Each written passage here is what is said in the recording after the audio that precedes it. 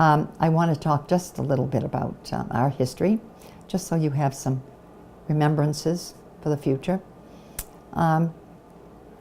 I was born in Vermont, and this comes from a family that lived in Hardwick, Vermont, and I was born on August 26, 1936, and my education really was probably exclusively from first grade, during the beginning of the World War II. And we lived in Massachusetts, and I went to Colby College. Further on, that was in the state of Maine. But to back up just a little bit of understanding, the Vermont group was, about my being born there was really kind of a coincidence, because my mother was visiting her family, and I decided to arrive just a little bit early, and consequently was born in her home state of Vermont, to repeat. And then my Massachusetts education came about because the war, World War II, was beginning, and my father, I believe, was sent through the FBI to London to spend wartime, and then my mother was working with the American Red Cross in Lowell, Massachusetts, and that is kind of a lot of pretty much during the time that I lived in Massachusetts, right straight through my senior year in high school. I finally decided that when I was looking at colleges, I really, really wanted to go to live in the state of Maine. I had a lot of people, I'd been there previously while I was in high school. I waitressed at a wonderful restaurant during the summer only, and I fell in love with the Colby College setting, was accepted at that setting in Waterville, Maine, and that sort of begins to bring up the history of how my husband came to be in our meeting one another at Colby College. At Colby College, I met Jerry Squire, and he was from Waterville, Maine, came right there where the Colby College is, and it was wonderful to have him being so familiar with that area. And I was, having come up from Massachusetts, really needed to learn quite a bit about this central Maine area. Beautiful, and so much space. It was just, I liked the idea of having space. I was a freshman at Colby College when I met Jerry Squire, and he was a senior graduating from the college. He was indeed the president of his sorority, or his fraternity, DU, Delta Upsilon, and I was a freshman, and I was a member of Tri Delta, the women's sorority. We were eventually, after several years of going together, we married in August. I married in where I had been born, in Hardwick, Vermont, and all of the families were together, and we were married, and then we honeymooned in Bermuda for a couple of weeks, and it was a wonderful, wonderful beginning. Just to jump over into the sequence of events, probably, to make it what did happen. Rusty was born, our son, Rusty, was born on the 4th of July in 1958. A lobster bake. At a lobster bake? No, I don't think a lobster bake. Buffy was born in February of 1960. So we had 2 children within 2 years, and it was really, I consider it a magnificent event. I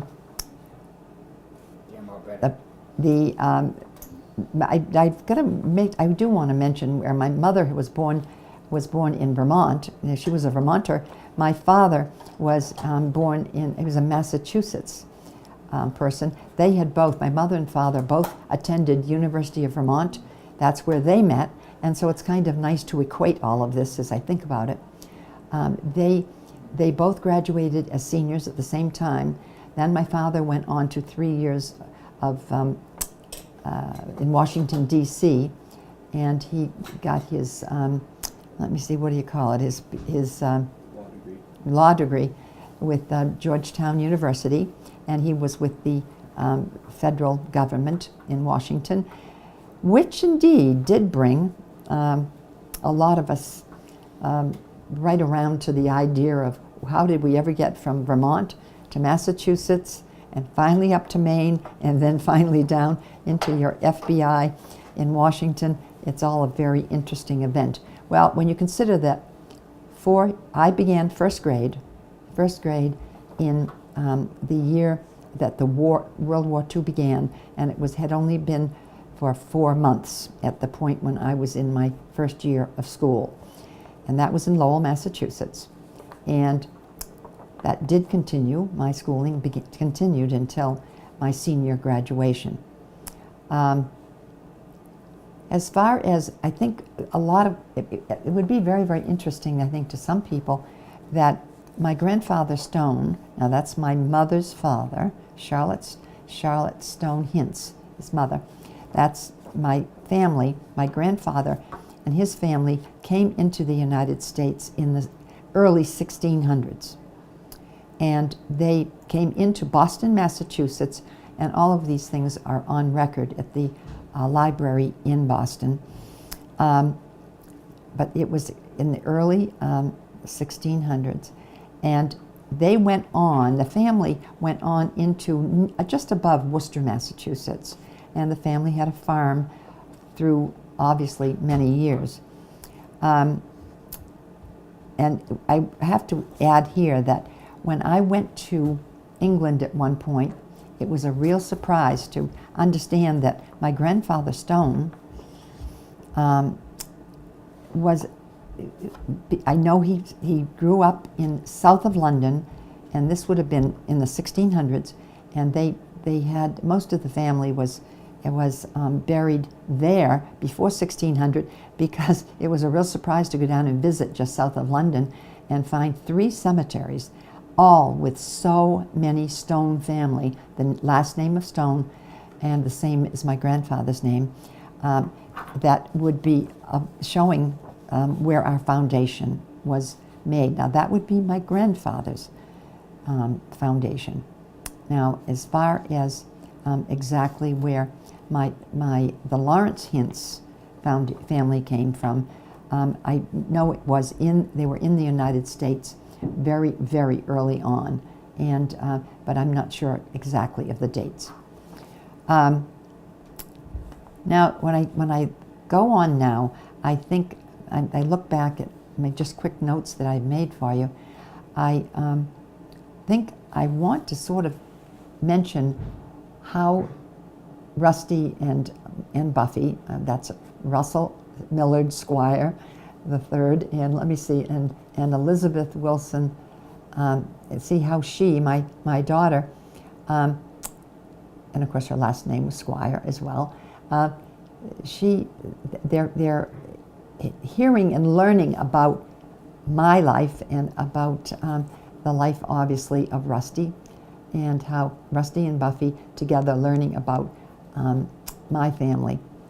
And I think right here at this point, I'm probably going to begin to sort of put all of these things, the many, many times that we have, where did we go? And when we become a family in Waterville, and the children expressing all these wonderful years of things like skiing and education. They were wonderful, wonderful involvements in the schools of the Waterville school system in Waterville, Maine, and how they came to be where they are now at this point. And I do hope that I have a little better, a little more than just a little bit better, evaluation of some of the interesting things when you consider things like Rusty skiing on the U.S. ski team, and all the events that took place then. And then with Buffy, and that's the Elizabeth, she just took on a whole different kind of interest in living, and certainly very successful and very much something to share with all of you. I think right now I will close for the moment.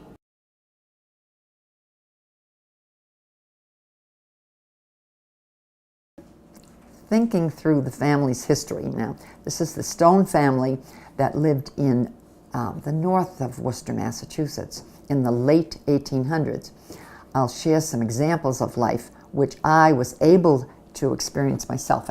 As I think about it, I like the idea of jumping ahead, knowing it's the same family, but several hundred years later. We know that the Stone family, and this is just out, they came into Boston Harbor, and it was in the early 1600s, so you figure now we're talking hundreds of years later. In this early 1600s, they settled in the north of Worcester, and truly it's not into New Hampshire, but it's just the very top level of Massachusetts. And eventually they produced 3 sons. It was sort of an interesting experience to even know any of these people, seeing as they'd come from such an interesting European basis.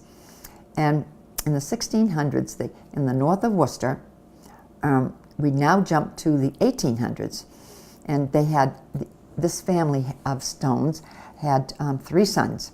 And the Stone brothers in the 1900s were sent, how different can you get here? They were sent to a private school in New Hampshire. Now this private school was a choice because the father of this family wanted the boys, these 3 boys, to choose other than farming, and that's quite a point to pay attention to, because in 200 years they went from probably surviving on the fact that they had a farm and produce from it. Instead, they wanted to have children who would go to a very nice public, or private school, I should say, not public, a private school, and they would finish their education. And then I'm going to narrow this down to my grandfather, and he went to a college in Ohio and completed that college. He became, because of his training, a granite draftsman, and he spent his whole career, it's hard to believe, but his whole career designing many buildings using granite as the basis. And as I sit here talking with you, I get this feeling, I realize my elbows are sitting up here in the kitchen, and would you believe that the basis of the settee here is a granite basis. It's made of actual granite, has been taken and divided and used as the top of a whole beautiful eating spot in a kitchen in Montana. Now, using this granite as a basis, Bert Stone, he was the father of my mother, and this is the man who is in the early years now, the father of my mother, Charlotte Wilson Stone Hintz. And it's so interesting when you realize he goes from 1600s up to 1800s, and now we're going into a talented Ohio State graduate, and then finally he is going to be using granite as the basis of his foundation and his work. And this Bert Stone, as I said before, was my father. My mother was Charlotte Wilson Stone Hintz, and the Stone family certainly was involved as in my mother's name, if we want to call it. What grand results I received from my grandfather. My grandfather that we're talking about now, my mother's father, my grandfather was generous and helpful, and he had tremendous talent. And his oldest daughter, who was my mother, shared so much of his talents. It was just unbelievable to remember all the stories she used to tell about what we called Bompa Stone. Bompa meaning grandfather, but I called him Bompa Stone. And he shared so many of his talents. Now is a good time for sharing, I think, in a way, knowing that they'd gone through, coming from England, one more time, repeating this, to Massachusetts, several hundred years of farmers in northern Massachusetts, and then finally into college, and then living in northern Vermont, having a family, and now we have something that I think, this is a little bit of humor, if it's possible for you. He would drive me, my grandfather would drive me from Massachusetts. Now, obviously, this is going to be in the later 1900s. He'd drive me up to his home with my grandmother, and it would be in Vermont. Now, in northern Vermont, I might add, too. My mother had been born in northern Vermont, in St. Johnsbury area. And my grandfather would drive me up toward my grandmother's, and he had a black Studebaker, if you can imagine this. And I'm afraid he enjoyed the black Studebaker a little bit too much, because he would drive me from Massachusetts to their home in Vermont, which should not take, definitely should take more time than he generally would have, give to us. And his black Studebaker was so fast that he worried about arriving in too short a period of time. So what he would do is he would stop just about halfway up to Vermont, and he would be right near Lake Winnipesaukee in New Hampshire, and we'd have this long, delicious meal, enjoying it just an hour or more, and then he would then drive to my grandmother's or his wife's house, and he was driving, not aware that he had been driving very, very fast and then eating. Instead, she thought that he just took a good, easy time to get there to Vermont.